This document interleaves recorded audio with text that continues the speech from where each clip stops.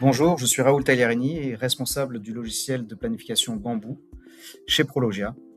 Et je vais vous montrer aujourd'hui une planification macroscopique et détaillée à la fois. En effet, lorsqu'on réalise une expertise de planification, un des premiers réflexes que nous avons, c'est de réfléchir à comment modéliser l'activité que vont réaliser les agents. Est-ce qu'on modélise une activité déjà? Est-ce que les horaires peuvent suffire, tout simplement?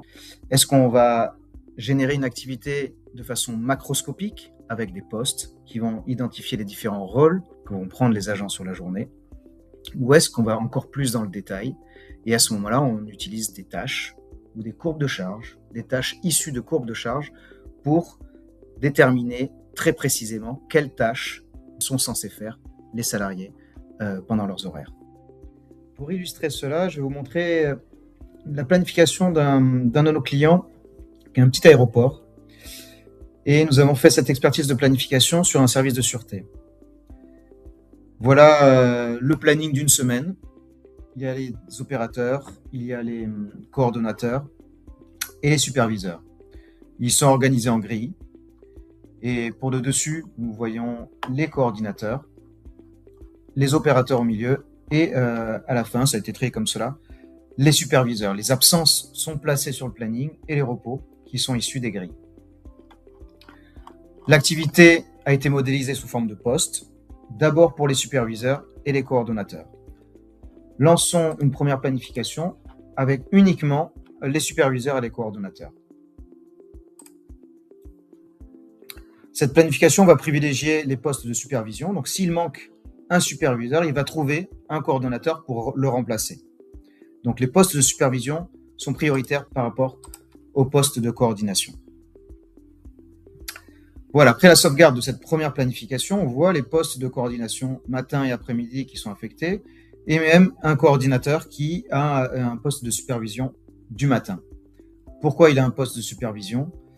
Eh bien, si on redescend sur les superviseurs, on va se rendre compte ici qu'il y en a un qui est malade. Et donc, les postes de supervision étant prioritaires, il a été proposé à un coordonnateur qui a la compétence pour faire de la supervision. D'abord, on précise les compétences de chacun, s'il peut être remplaçant ou pas. Ensuite, on a également modélisé tous les autres postes en soute, les parifs, les pifs perso et le pif passager. Tous ces postes ont été générés en fonction du programme de vol, un peu comme le faisait le client sous Excel. Il regardait le programme de vol, il définissait le nombre de personnes qu'il y avait le matin, le nombre de personnes d'après-midi, et il essayait de jongler avec cela, sachant que ça suffisait pas souvent, donc peut-être qu'il fallait faire des coupés également, les limiter, donc des postes avec une coupure entre midi et 2, pour pouvoir optimiser un petit peu plus les plannings. Et il ajustait ces postes, les heures de début et de fin de poste et de coupure en fonction du programme de vol. Ces règles-là, nous avons reprises dans Bamboo et on a généré ces postes comme il le faisait avant, mais en automatique. Et là, on va pouvoir planifier tous ces postes-là avec une autre stratégie, vu que nos coordonnateurs et nos superviseurs ont été planifiés, on va lancer une autre planification automatique avec notre moteur de tous les autres postes qui vont être affectés sur les agents présents. Alors, je vous propose d'observer cette première planification. On a tous les agents qui sont affectés.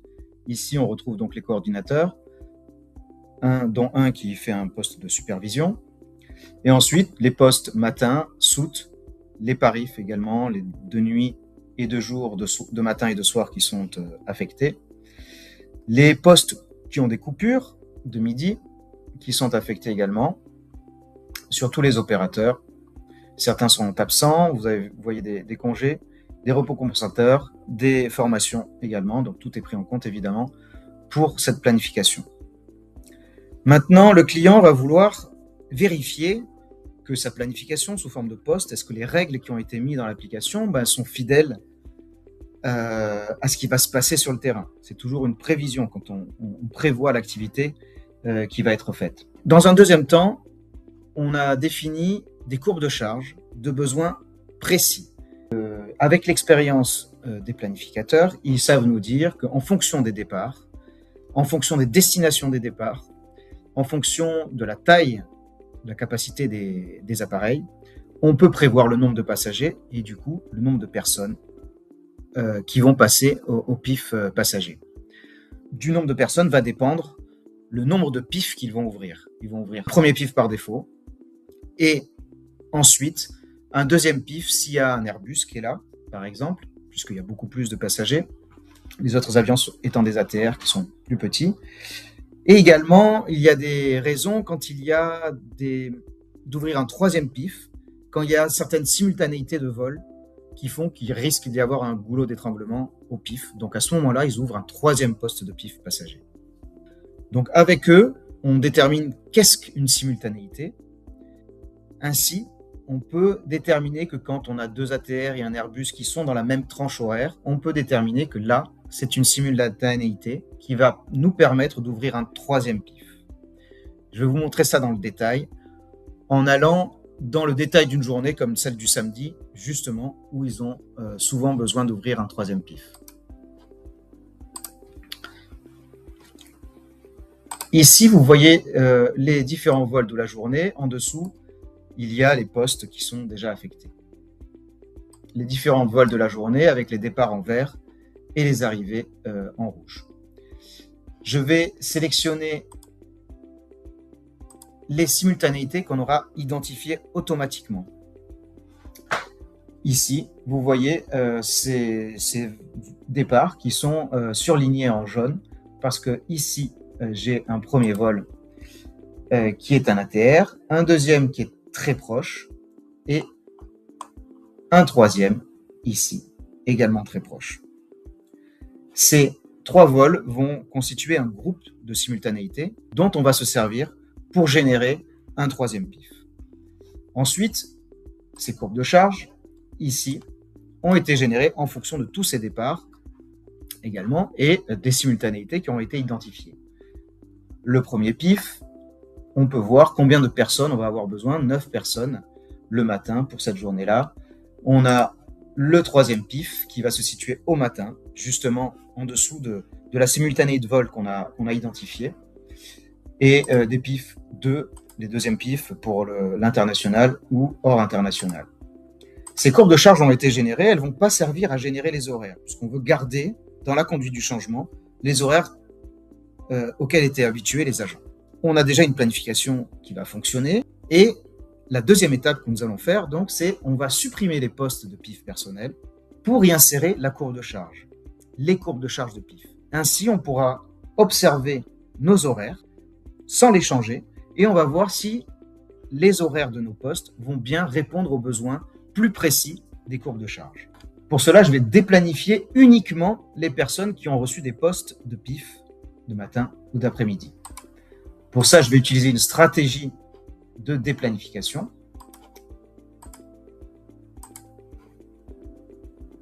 qui va isoler uniquement les personnes qui sont affectées à des postes de matin ou d'après-midi sur le pif personnel. Voilà, les postes ont été désaffectés, on retrouve les horaires des postes qui sont vides à présent. Donc les agents auront exactement les horaires qu'on avait décidé la première fois. On peut parcourir tout le planning de cette semaine-là et on voit que les superviseurs ont conservé leur poste, les fermetures, hommes, femmes, les paris, les postes sont restés affectés. On a gardé également les horaires de coupure sur les agents. Et donc à présent, on va évaluer nos horaires de poste en planifiant, avec une nouvelle stratégie, les courbes de charge de pif que nous avons générées avec des règles plus précises sur l'ensemble des agents et dans les horaires forcément libres des agents que l'on a déplanifiés des postes. Vous voyez ici que les horaires ont été à nouveau remplis par les courbes de charge. Nous avons mis en dessous des états de synthèse qui montrent le pourcentage d'affectation des courbes de charge. Et on voit que c'est assez correct en termes de parif, en termes d'affectation de courbes de charge de pif. On est à 97% dans la semaine, au maximum 98% également. On va aller voir le samedi, justement. Voilà notre journée du samedi avec la courbe de charge des pifs qui a donc été affectée dans les horaires des agents. On peut s'apercevoir maintenant beaucoup mieux qu'ici, on a un peu d'improductivité et ici, il va nous manquer des gens. Quelles actions on pourrait avoir? Ici, on a une personne qui avait ces horaires-là avec le poste, mais elle a du pif qu'en début de vacation et ensuite, le reste du temps, c'est plus vraiment utile. On pourrait peut-être décaler son horaire sur la fin ou lui rajouter une coupure comme d'autres pour pouvoir prendre ce reste d'activité-là. Sans changer les horaires, on peut évaluer nos postes, voir si on peut changer un peu les postes et on peut aussi beaucoup mieux gérer l'absentéisme. Si j'ai un agent qui vient, qui est absent ce jour-là, je vais regarder si cet agent est absent. Je vais faire venir un remplaçant uniquement sur la fin de la vacation. Ou alors, si cet agent-là est absent, ben, je vais pouvoir affecter les tâches à quelqu'un d'autre. Je vais pouvoir essayer, peut-être que ici, ça va remonter la courbe de charge, cet agent va être absent. Mais on va faire venir quelqu'un d'autre, on va augmenter un horaire. Par exemple, ici, l'horaire est beaucoup trop grand, mais on va pouvoir gérer un petit peu plus. Regardez, je vais valider cet horaire et je vais me dire, cet agent-là, il va travailler sur le PIF 3 et je vais faire des petites modifications pour qu'il y ait moins de problématiques. Et ensuite affecter les tâches qui manquaient. Je peux continuer un peu plus loin, mais c'est des changements à la marge et avec beaucoup plus de sécurité. Même si on ne fait aucun changement, je ne vais pas sauvegarder ce planning pour l'instant. Je vais vous montrer peut-être une autre journée de jeudi où il n'y en a pas les 3 pifs.